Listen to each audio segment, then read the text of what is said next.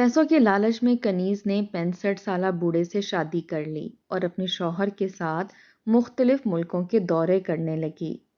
ریاض سے جب اس کے بچے پیسے مانگتے تو وہ ان سے بات کرنا چھوڑ دیتا۔ آخر کار ایک دن سب بچے اپنے باپ کو اس کی نئی بیوی کے ساتھ چھوڑ کر گھر سے چلے گئے۔ کنیز خرچے پر خرچہ کرواتی رہی۔ بیوی کو خوش کرنے کے چکر میں ریاض پراپرٹی بیچتا رہا کہ تبھی ایک روز ریاض کی بیوی کا انتقال ہو گیا۔ تب تک ریاض سڑک پر آ چکا تھا اور لوگوں سے بھیک مانگ کر گزارا کرتا۔ ایک دن ریاض بھیک مانگ رہا تھا کہ تبھی اچانک سامنے گاڑی سے، صاحب جی اللہ کے نام پر دے دو بیٹا، خدا کے نام پر دے دو، 2 دن سے بھوکا ہوں، تمہارے لیے دعا کروں گا۔ ریاض ادھر ادھر گاڑیوں کے سامنے گھوم رہا تھا اور بھیک مانگ رہا تھا۔ کوئی اس کے کشکول میں چند سکے گرا دیتا، کوئی 10 کا نوٹ ڈال دیتا اور کوئی جھڑک کر بھگا دیتا، کوئی لان تان کرتا اور کوئی افسوس بھری نظروں سے اس کی طرف دیکھتا، مگر اسے کسی کی بھی نظروں کی کوئی پرواہ نہیں تھی۔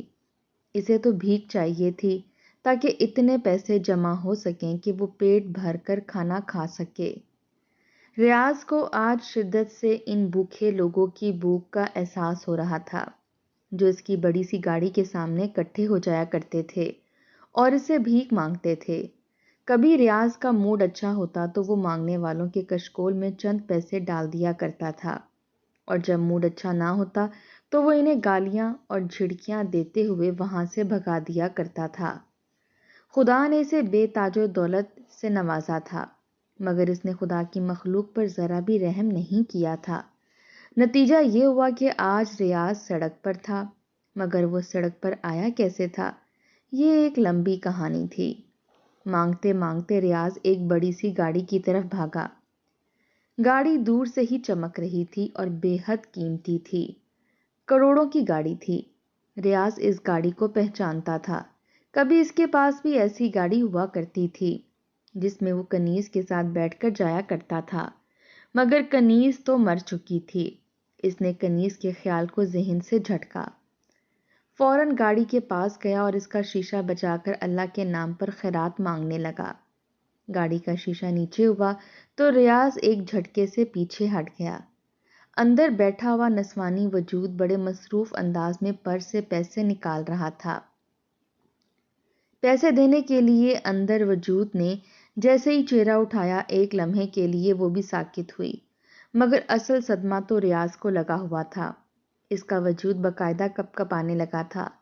اندر بیٹھی ہوئی نسوانی وجود کوئی اور نہیں بلکہ اس کی بیوی تھی جو مر چکی تھی، مگر اس وقت وہ گاڑی میں بیٹھی ہوئی تھی جو خوب سجی ہوئی تھی، اور اس کے ساتھ ایک، صاحب جی پانی پی لیجئے، اور میں آپ کے لیے پسند کا کھانا بنا کر لائی ہوں، اور جائیں جلدی سے ہاتھ دھو کر کھانا کھا لیں۔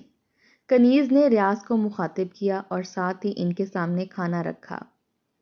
کنیز ریاض کی نوکرانی تھی۔ ریاض اپنے بچوں کے ساتھ ناراض تھا، ان سے بات چیت چھوڑ دی تھی۔ یوں کنیز اس کے آگے پیچھے پھر رہی تھی اور اس کا بہت خیال رکھ رہی تھی۔ ریاض کے دل میں کنیز کے لیے جذبات بڑھنے لگے، مگر ظاہر کیے بغیر وہ واش روم میں چلا گیا۔ منہ ہاتھ دھو کر واپس آیا تو کنیز اس کے لیے کھانا لگا چکی تھی۔ اپنی پسند کا کھانا دیکھ کر ریاض کی بھوک جاگ اٹھی۔ اس نے پیٹ بھر کر کھانا کھایا اور جب کنیز برتن اٹھا کر جانے لگی تو 5000 کا نوٹ اس کی طرف بڑھا دیا۔ کھانا بہت اچھا بنایا تھا، یہ تمہارا انعام ہے۔ ریاض نے مسکراتے ہوئے کنیز کے ہاتھ میں 5000 کا نوٹ تھمایا تو کنیز کی آنکھیں خوشی سے چمکنے لگیں۔ شکریہ صاحب جی، لیکن میں نے انعام لینے کے لیے کھانا نہیں بنایا تھا، مجھے آپ کی فکر ہو رہی تھی، آپ کل سے بھوکے تھے، کچھ بھی نہیں کھایا۔ ناراضگی چھوڑ دیجئے، آج کل کی اولاد ایسی ہی ہے، ماں باپ کو کہاں پوچھتی ہے۔ کنیز آنکھیں گول گول گھماتے ہوئے ریاض کو سمجھانے کی کوشش کر رہی تھی، جبکہ ریاض نے سختی سے منہ موڑ لیا۔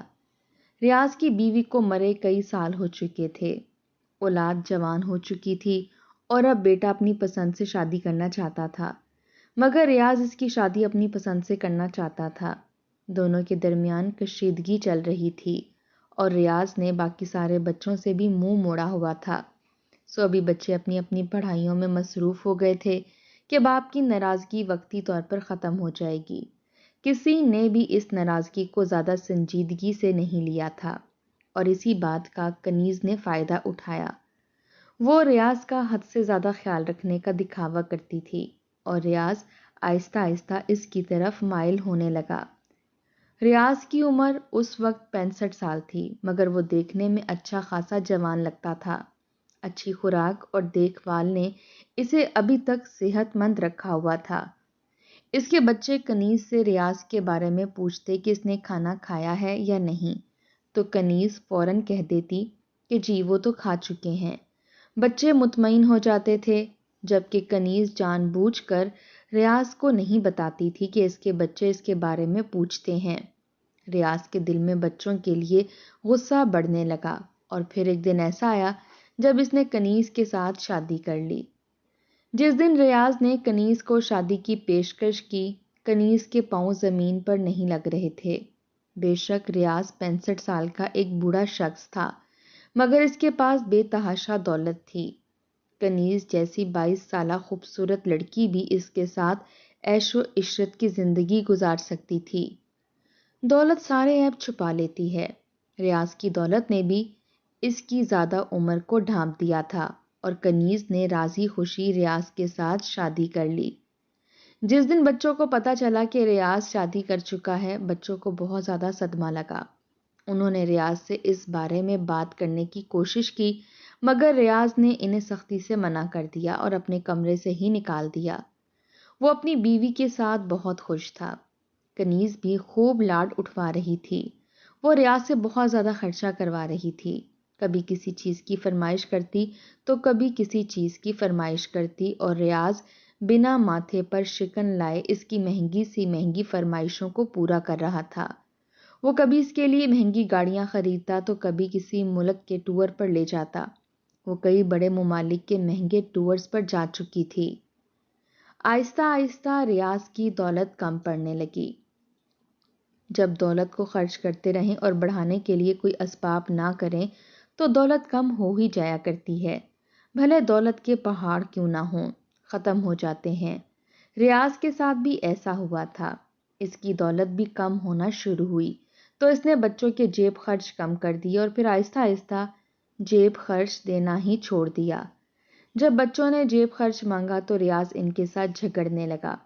بچے بے شک بڑے تھے، مگر سبھی زیر تعلیم تھے۔ انہیں اپنے خرچوں کے لیے پیسوں کی ضرورت تھی، جبکہ ریاض انہیں پیسے دینے کے لیے تیار ہی نہیں تھا۔ اس کی آنکھوں پر صرف کنیز کی محبت کی پٹی بندھی ہوئی تھی۔ اس کو لگتا تھا کہ کنیز سے زیادہ نہ ہی تو اس سے کوئی محبت کرتا ہے، نہ ہی اس کا کوئی خیال رکھ سکتا ہے۔ کنیز کی فرمائش دن بدن بڑھتی جا رہی تھی۔ وہ ہر اس چیز کی فرمائش کرتی جو کسی دوسرے کے پاس دیکھتی۔ اس کا لالچ ختم ہی نہیں ہوتا تھا اور ریاض اس کی محبت میں اس کی تمام خواہشیں پوری کرتے کرتے بالآخر کنگال ہونے لگا۔ اس کی ساری جائیدادیں بک چکی تھیں۔ جب اس کا بینک بیلنس ختم ہوا تو اس نے جائیدادیں بیچنا شروع کر دیں۔ تھوڑا عرصہ اس نے اپنی جائیدادیں بیچ کر گزارا کیا، مگر کنیز کی خواہشوں کے سامنے یہ جائیدادیں بھی زیادہ ٹک نہ پائیں اور بالآخر ریاض بالکل کنگال ہو گیا اور سڑک پر آ گیا۔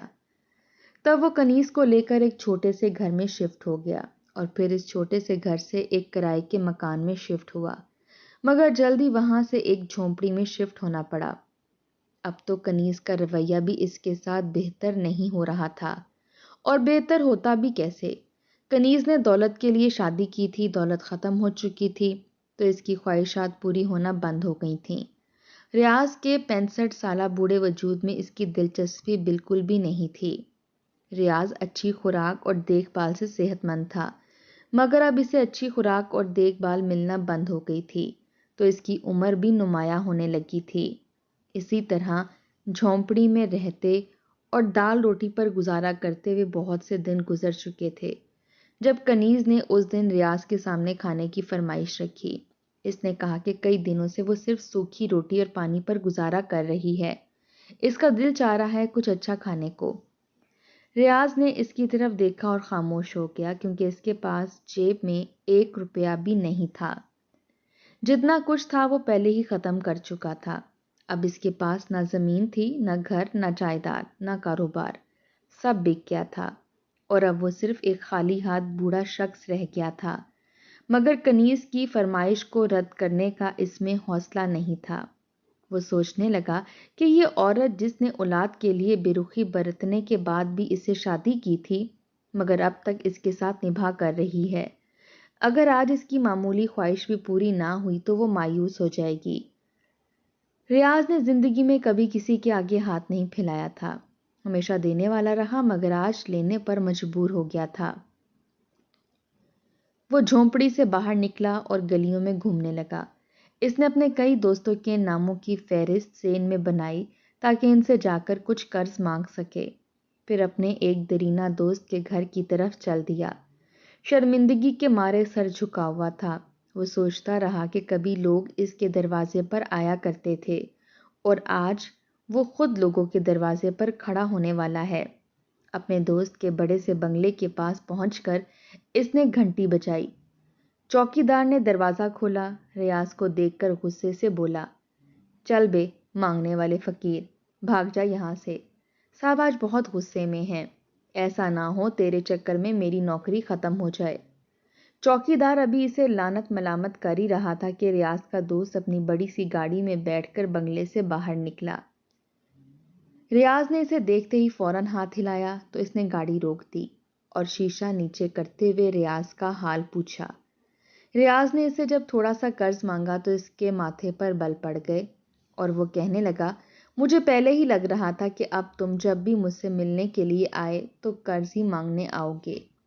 دیکھو میرے پاس فالتو پیسے نہیں ہیں، اور اس وقت میں تھوڑا مصروف بھی ہوں، اس لیے چلے جاؤ، پھر کبھی آنا، میں چوکی دار کو تمہارے لیے کچھ پیسے بھیک کی طور پر دے دوں گا۔ یہ کہتے ہوئے اس نے اپنی گاڑی کا شیشہ اوپر کیا اور گاڑی زن سے بھگا کر لے گیا، جبکہ ریاض دکھ کے مارے وہیں پر کتنی دیر ساکت کھڑا رہا۔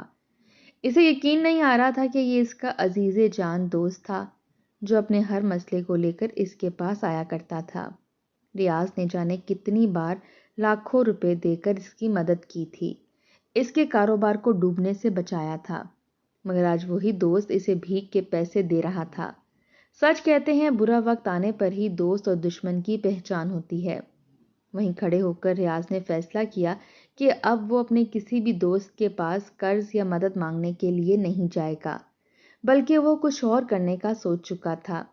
وہ شہر کے ایک مصروف چوراہے پر آ کر رکا اور گاڑیوں کے قریب جا کر ہاتھ پھیلانے لگا۔ اس نے دھیمی آواز میں کہا، اللہ کے نام پر کچھ دے دو۔ کوئی اسے دیکھ کر آگے بڑھ گیا، کوئی چند سکے اس کے کشکول میں ڈال گیا، کوئی اسے ڈانٹ کر ہٹا دیتا۔ ریاض کا دل روتا رہا مگر وہ سہتا گیا، کیونکہ اسے یاد تھا کہ کنیز نے آج کچھ اچھا کھانے کی فرمائش کی ہے۔ وہ ہر جھڑکی، ہر ذلت برداشت کرتا گیا۔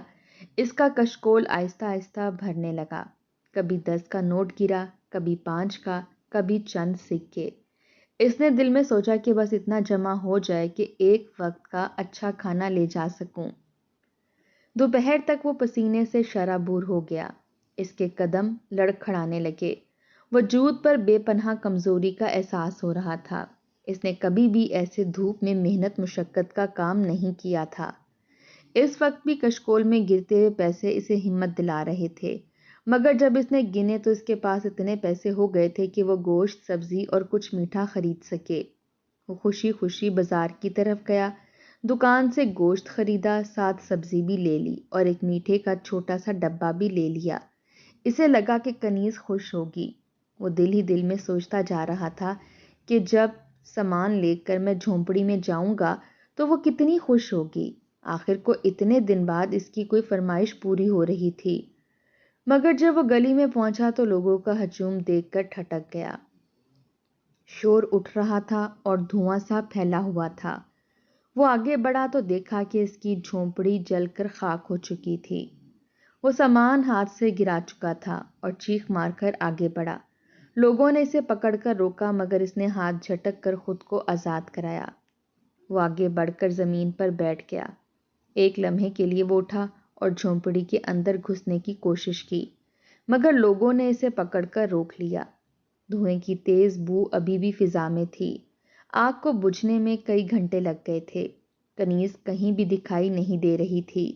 یہ سوچ کر ہی اسے وحشت ہو رہی تھی کہ کہیں کنیز مر نہ گئی ہو۔ اس نے کپ کپاتے ہاتھوں سے راکھ کو ہٹایا تو ایک جلا ہوا جسم برآمد ہوا۔ وہ جان گیا کہ یہ کنیز ہی ہے۔ اس کی آنکھوں سے آنسو دھاروں کی طرح بہنے لگے۔ وہ بار بار راکھ پر جھکتا اور جلے ہوئے جسم کو سینے سے لگانے کی کوشش کرتا، مگر لوگ اسے روک لیتے۔ وہ بے بسی سے زمین پر گر جاتا اور رونے لگتا۔ اس وقت ریاض دھاڑے مار مار کر رو رہا تھا۔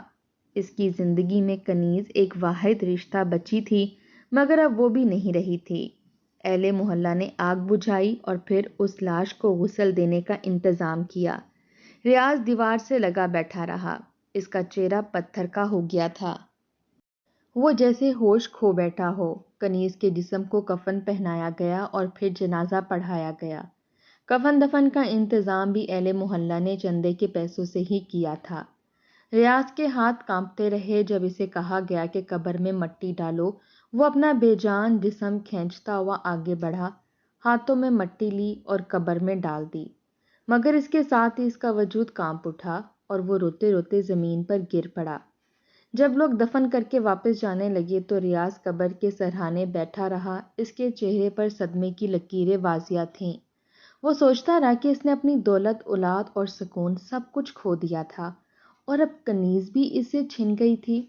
وہ قبر کی مٹی پر ہاتھ پھیرتا اور بار بار کہتا کہ کاش میرے پاس پیسہ ہوتا، کاش میں کچھ کر سکتا، مگر اب سب ختم ہو چکا ہے۔ اس دن کے بعد ریاض کی دنیا بالکل خالی ہو گئی۔ نہ اولاد اس کے پاس تھی، نہ بیوی، نہ جائیداد، نہ گھر۔ وہ ہر طرح سے تنہا رہ گیا۔ وہ جھونپڑی جو اس کا آخری سہارا تھی، راکھ کا ڈھیر بن گئی تھی، اور وہ عورت جس کی خاطر وہ اپنی اولاد تک سے منہ موڑ چکا تھا اور جس پر اپنی باقی ماندہ سانسوں کا سہارا رکھا تھا، آج مٹی تلے سو چکی تھی۔ ریاض کے قدم بے جان ہو گئے، دل ٹوٹ کر بکھر گیا، اور اس کی زندگی کا ہر رشتہ، ہر امید ختم ہو گئی۔ کہتے ہیں بھوک بہت بری ہوتی ہے، اچھے اچھوں کو سیدھا کر کے رکھ دیتی ہے۔ ریاض کے ساتھ بھی یہی ہوا تھا۔ کچھ دن تو وہ کنیز کا غم مناتا رہا اور محلے کے کچھ لوگ اس کے لیے کھانے پینے کا انتظام کرتے رہے، مگر پھر محلے والوں نے بھی اس کی خبر گیری کرنا چھوڑ دی۔ کسی غم میں کوئی کتنا شریک ہو سکتا ہے؟ محلے والوں نے کھانا دینا چھوڑا تو 2 دن ریاض بھوکا پڑا رہا۔ تیسرے دن پیٹ کی آگ سے مجبور ہو کر وہ ایک بار پھر سے اسی چوراہے پر آ کر کھڑا ہوا اور بھیک مانگنے لگا، مگر یہاں اسے کنیز کی بہت یاد آتی تھی۔ اس لیے ریاض نے وہ شہر چھوڑ دیا اور دوسرے شہر میں چلا گیا۔ اب وہ سارا دن بھیک مانگنے میں گزار دیتا اور شام کو کچھ کھانا خرید کر کھاتا اور بچے ہوئے پیسے کنیز کے نام پر دے کر وہیں سڑک کے کسی کونے پر سو جاتا۔ ریاض کو اس کے بچے بھی بہت یاد آتے تھے، مگر وہ نہیں جانتا تھا کہ وہ کہاں ہیں، کس حال میں ہیں۔ اپنے بچوں کو چھوڑ دینے کا پچھتاوا اسے الگ سے دکھی کر کے رکھتا تھا۔ اسی طرح ایک دن سگنل پر بھیک مانگتے اسے کنیز نظر آ گئی۔ جیسے دولت کے دنوں میں وہ اس کے ساتھ رہتی تھی، اس وقت بھی بالکل ویسی ہی تھی۔ قیمتی لباس پہنے اور زیورات سے لدی وہ اسے بھیک دے رہی تھی۔ وہ خود بھی ریاض کو دیکھ کر ساکت ہو گئی تھی، تبھی اس کے ساتھ بیٹھے ہوئے ایک شخص پر ریاض کی نظر پڑی۔ وہ دونوں جس انداز میں بیٹھے ہوئے تھے، صاف پتہ چل رہا تھا کہ کنیز اس کے ساتھ شادی کر چکی ہے۔ ریاض نے ایک دم کنیز کو گالیاں دینا شروع کر دیں۔ جب کنیز کے دوسرے شوہر نے سارا معاملہ پوچھا تو ریاض نے ایک ایک لفظ اسے بتا دیا اور کہنے لگا کہ اس نے مجھے دھوکہ دیا ہے، میرے ساتھ بے وفائی کی اور پھر مرنے کا ڈرامہ رچایا کہ اس نے تم سے آ کر شادی کر لی۔ یہ ایک دن تمہیں بھی کنگال کرنے کے بعد دھوکہ دے دے گی، کسی اور سے شادی کر کے تمہیں کنگال کر جائے گی اور تم بھی میری طرح سڑکوں پر بھیک مانگتے ہوئے پھرو گے۔ کنیز کا چہرہ ریاض کی باتیں سن کر سفید پڑ رہا تھا۔ وہ اس کی باتوں کو جھٹلانے کی پوزیشن میں بھی نہیں تھی۔ اس شخص نے ریاض کو بھی اپنے ساتھ گاڑی میں بٹھایا اور اپنے بنگلے میں لے گیا۔ جہاں پر جا کر اس نے سارا قصہ پوچھا تو ریاض نے ایک ایک لفظ اسے بتا دیا۔ کنیز کو تو لگا تھا کہ وہ دوسرے شہر جائے گی تو کبھی پکڑی نہیں جائے گی، مگر اس کی قسمت بری تھی کہ ریاض یہاں پر تھا اور وہ پکڑی گئی تھی۔ وہ ریاض کو نہیں جھٹلا سکتی تھی اور اپنے دوسرے شوہر کو سچ بھی نہیں بتا سکتی تھی۔